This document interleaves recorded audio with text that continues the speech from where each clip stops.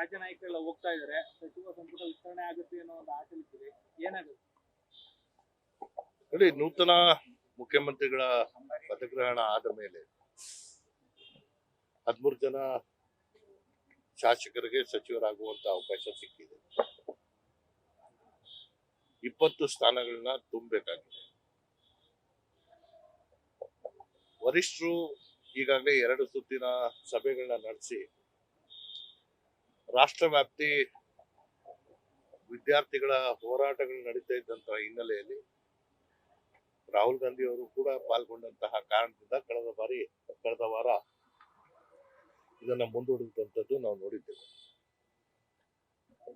ಇವತ್ತು ರಾಜ್ಯ ನಾಯಕರು ಡೆಲ್ಲಿ ಪ್ರವಾಸ ಕೈಗೊಂಡಿದ್ದಾರೆ.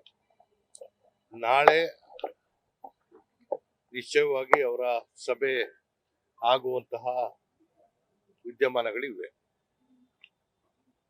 ಎಲ್ಲವೂ ಸುಗಮವಾದಂತಹ ಸಂದರ್ಭದಲ್ಲಿ ಬುಧವಾರ ತಪ್ಪರೆ ಗುರುವಾರ ಸಚಿವ ಸಂಪುಟದ ವಿಸ್ತರಣೆ ಹಾಗೆ ಆಗುತ್ತೆ.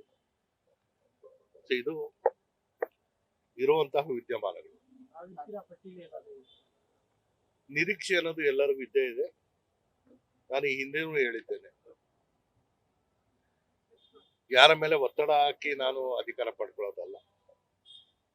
ಪಕ್ಷದ ಜೊತೆ ನಿಂತಿದ್ದೇವೆ, ಪಕ್ಷದ ಸಿದ್ಧಾಂತವನ್ನು ಎತ್ತಿಡಿದಿದ್ದೇವೆ. ಈ ಹಿಂದೆ ಸ್ವತಃ ಮುಖ್ಯಮಂತ್ರಿಗಳು ಮೈಸೂರು ಜಿಲ್ಲೆಯವರಾಗಿದ್ದರಿಂದ ನನಗೆ ಕೆಲವೊಂದು ಸಮಸ್ಯೆಗಳು ಉಂಟಾಯಿತು, ಆಗಕ್ಕಾಗಿರ್ಲಿಲ್ಲ. ನಿರೀಕ್ಷೆನೂ ಇದೆ, ವಿಶ್ವಾಸನೂ ಇದೆ. ಖಂಡಿತವಾಗಿ ವಿಸ್ತರಣೆ ಆಗುವಂತಹ ಸಂದರ್ಭದಲ್ಲಿ ನಾನು ಆಕಾಂಕ್ಷೆನ ಪ್ರಬಲ ಆಕಾಂಕ್ಷೆ ಅಥವಾ ಪಟ್ಟಿಲ್ಲಿ ಆಲ್ರೆಡಿ ಎದುರಿದ್ದೆ. ನಾನು ಇರ್ತೇನೆ ಅನ್ನೋದು ನಾನೇ ಹೇಳ್ತಾ ಇದ್ದೀನಲ್ಲ.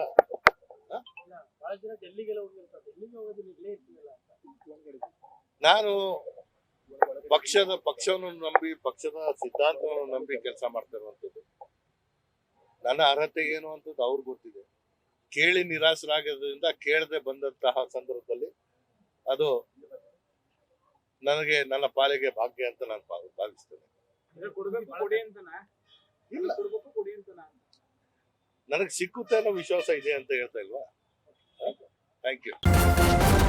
ನ್ಯೂಸ್ ಫಸ್ಟ್, ನಿರ್ಭೀತಿಯಿಂದ ನಿಮ್ಮ ಪರವಾಗಿ.